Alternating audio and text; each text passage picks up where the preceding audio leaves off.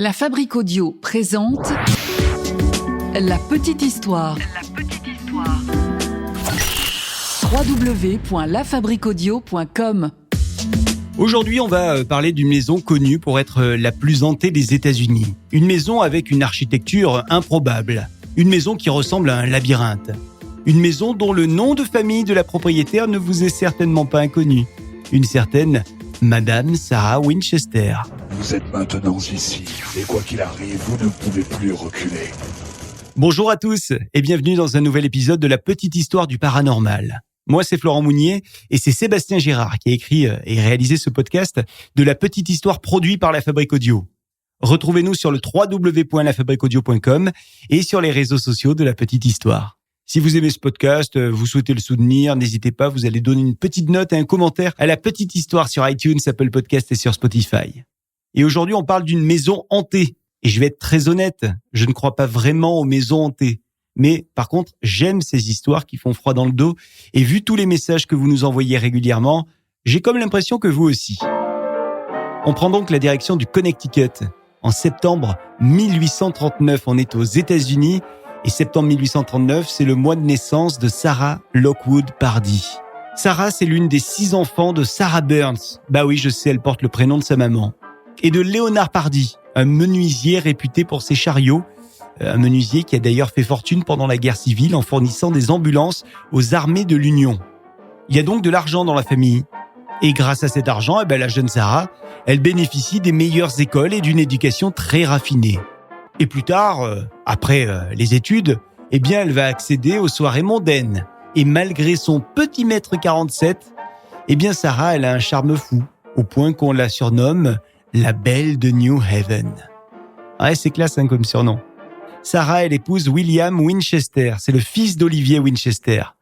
Olivier Winchester, c'est le gouverneur du Connecticut, mais surtout le fabricant de la célèbre carabine, la Winchester. Ouais, ça y est, ce nom vous est revenu maintenant. Ouais, c'est bien le fils de l'inventeur de la carabine à répétition avec lequel elle se marie. Alors la petite famille a tout pour être heureuse. Ils vivent au sein de la haute bourgeoisie, le couple semble fonctionner à merveille, et pour leur plus grand bonheur, Sarah est enceinte.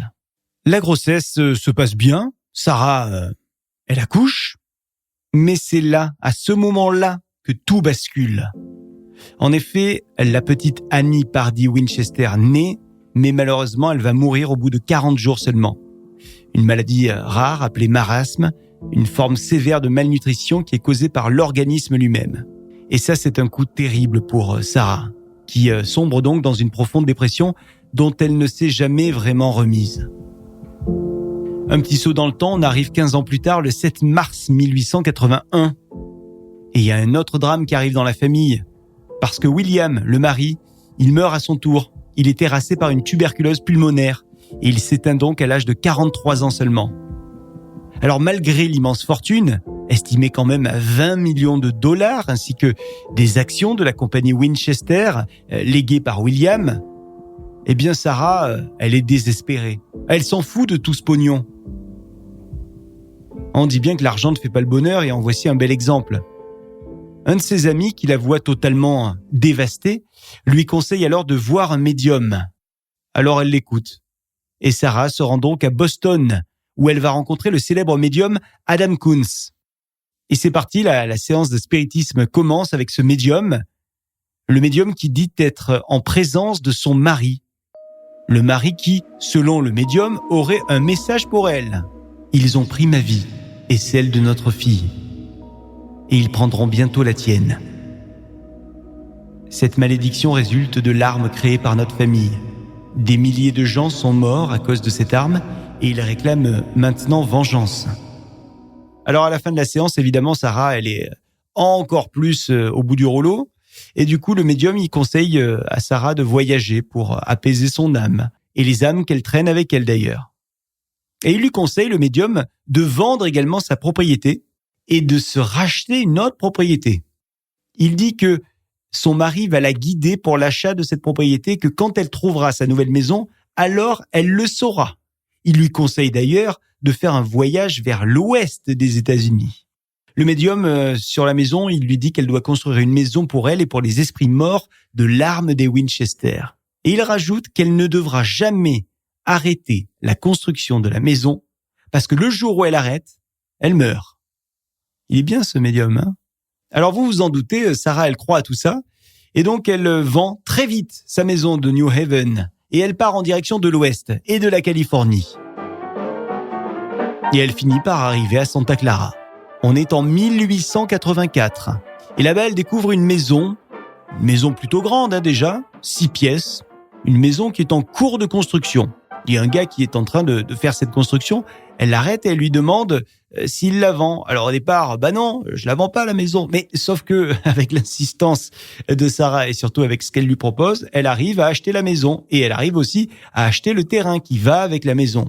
Et Sarah engage donc des artisans locaux pour continuer la construction et sans demander l'avis d'un architecte, les travaux commencent. Et c'est Sarah qui suit les travaux. C'est d'ailleurs Sarah qui donne les directives aux ouvriers. Directives qui suivent un petit peu le hasard de son inspiration, mais surtout, toutes ces idées semblent lui venir de certaines âmes. En tout cas, c'est ce qu'elle dit à tout le monde.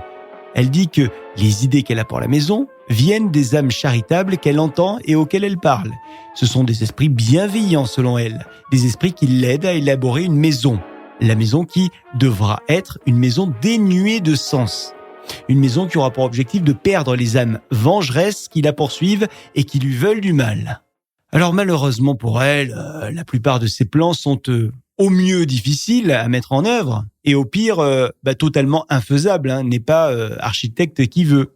Mais Sarah ne se laisse pas abattre et elle trouve toujours une solution pour arriver à avancer dans la construction et pour arriver à faire en sorte que les ouvriers avancent. En 1897, nouveau drame malheureusement dans la famille. C'est au tour de la belle-sœur de mourir. La belle-sœur qui lui lègue donc au passage une nouvelle petite fortune. Sarah est plutôt généreuse, généreuse notamment avec les ouvriers, qu'elle paye le double du tarif habituel. Et puis elle fait aussi de nombreuses donations anonymes dans des organismes de bienfaisance. C'est une bonne personne, Sarah. Enfin, en tout cas, c'est ce qu'elle laisse paraître. Ouais, parce qu'il y a des rumeurs quand même. Des rumeurs qui disent que, par exemple, un jour, elle aurait tiré sur un ouvrier avec un fusil. Un ouvrier qui aurait vu son visage. Ah oui, parce que Sarah, elle porte toujours un voile sombre sur son visage, histoire qu'on ne lui voit pas le visage. Elle ne veut surtout pas qu'on voit ce visage. Et puis Sarah, elle a des petits rituels dans cette nouvelle maison. Par exemple, tous les soirs, elle se rend dans ce qu'elle appelle la salle bleue. Une pièce assez austère. Une pièce dans laquelle il y a une table avec une tablette de Ouija posée dessus. Et c'est ici qu'elle rentre en communication avec l'au-delà pour discuter de l'avancée des travaux. Les travaux de la maison vont continuer. 7 jours sur 7. Il ne faut surtout pas que ça s'arrête. Jusqu'au 4 septembre 1922. Donc, 38 ans de travaux quand même. Pour des travaux, c'est des travaux. Sarah n'est plus toute jeune. Elle a 83 ans. Elle a dépensé une grande partie de sa fortune dans les travaux de sa maison, qui dispose maintenant de, tenez-vous bien, 160 pièces, dont 13 salles de bain et 6 cuisines. Ce soir-là, de septembre, comme tous les soirs, elle se rend dans la salle bleue pour une ultime séance de spiritisme. Je dis ultime parce que, après avoir remercié toutes les âmes de l'avoir aidée, Sarah va se coucher, mais cette fois-ci, elle ne se réveillera jamais. La prophétie était donc la vraie. Une fois les travaux arrêtés, Sarah est morte. Et depuis la mort de Sarah, il y a de nombreuses histoires étranges en lien avec cette maison folle qui ont été rapportées évidemment. Par exemple, un jour, une femme a visité la maison et en traversant le premier étage de la maison Winchester, elle aurait vu une dame âgée assise sur une chaise. La dame est petite, habillée de vêtements qui rappellent l'époque victorienne.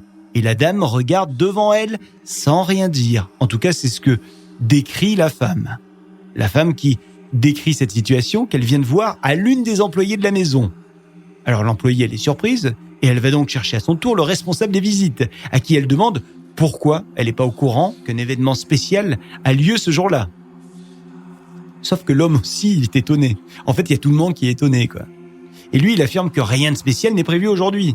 Alors, tous les trois, ils retournent à l'endroit où la femme dit avoir vu la dame âgée. Mais quand ils arrivent, vous vous en doutez, il n'y a plus personne. Et la chaise sur laquelle était assise la vieille dame est rangée sous la table. Il y a aussi d'autres témoignages autour de cette maison. Notamment beaucoup de témoignages d'anciens gardiens de la maison qui disent avoir entendu des bruits de pas, ou qui disent aussi avoir entendu quelqu'un respirer dans le creux de leur oreille. Sympa, non ? Laissez-moi aussi vous raconter ce qu'il s'est passé le soir d'Halloween 1975, à minuit, avec cette femme, Jeanne Borgen. Jeanne Borgen, elle fait cette nuit-là une séance de spiritisme dans la maison. Elle a choisi de faire cette séance dans la chambre de Sarah. Jeanne est en compagnie d'un médium et de journalistes qui veulent voir si ce qu'on dit sur la maison hantée est vrai. Alors Jeanne commence à se promener dans la pièce, elle fait un petit peu les 100 pas. Quand soudain, elle voit, en tout cas c'est ce qu'elle raconte à tout le monde, elle voit son visage dans le miroir qui se transforme. Son visage a vieilli, ses cheveux sont devenus tout blancs et de nombreuses rides sont apparues. Et a priori, c'est pas un filtre Instagram. D'ailleurs, d'un coup, elle sent une terrible douleur dans tout le corps. Alors elle essaye de bouger, mais son corps est comme paralysé. Impossible de marcher. Et puis soudain, Jeanne s'effondre. Elle est sur le sol. Elle perd connaissance. Alors elle va se réveiller, rassurez-vous. Et à son réveil, plus aucune douleur. Par contre, elle dit qu'elle a ressenti, je cite, « une énergie formidable, mais non violente ». Il y a de très nombreux autres témoignages qui existent, des témoignages qui vont des années 70 jusqu'à nos jours, et ça explique aussi pourquoi cette maison fascine autant encore aujourd'hui. Alors pour beaucoup, Sarah était guidée par son défunt mari pour survivre face aux esprits qui voulaient se venger des créateurs du fusil Winchester. Et pour d'autres, Sarah était tout simplement folle. Alors, on ne saura jamais non plus pourquoi Sarah voulait faire cette maison sans fin. Quel était le but de cette folle construction ? Est-ce que c'était un délire mégalo ? Est-ce que c'était réellement une manière de survivre face à des âmes en colère ? Est-ce que c'était juste pour que la prophétie ne prenne jamais corps ? Quoi qu'il en soit, si vous souhaitez vous faire votre propre idée, sachez que la maison est aujourd'hui ouverte au public, comme un musée en fait que vous pouvez visiter. Elle est en Californie, donc si jamais vous êtes de passage aux États-Unis, n'hésitez pas à vous y arrêter. Et plongez-vous dans l'univers de Sarah Lockwood Winchester. Voilà pour cette petite histoire que Sébastien Girard a eu le plaisir d'écrire et que je vous ai narrée. Merci de l'avoir écouté. Si cet épisode vous a plu, la seule chose qu'on vous demande, c'est liker, partager, commenter sur les réseaux sociaux et sur les plateformes de podcast. Et puis abonnez-vous également pour être au courant de chaque sortie de l'épisode. Vous avez envie qu'on parle d'un personnage en particulier ? Dites-le nous, contact@lafabriqueaudio.com. La Fabrique Audio présente La Petite Histoire. Vous souhaitez devenir sponsor de ce podcast ? contact@lafabriqueaudio.com. Ah oui, tiens, avant de se quitter, je vous rappelle que La Fabrique Audio crée des contenus audio. On vous accompagne, les marques, les entreprises, les collectivités. Donc si vous le souhaitez, si vous avez envie d'en savoir plus pour imaginer ensemble un podcast à votre image, n'hésitez pas. contact@lafabriqueaudio.com. La fabrique avec un K. Salut, à très vite.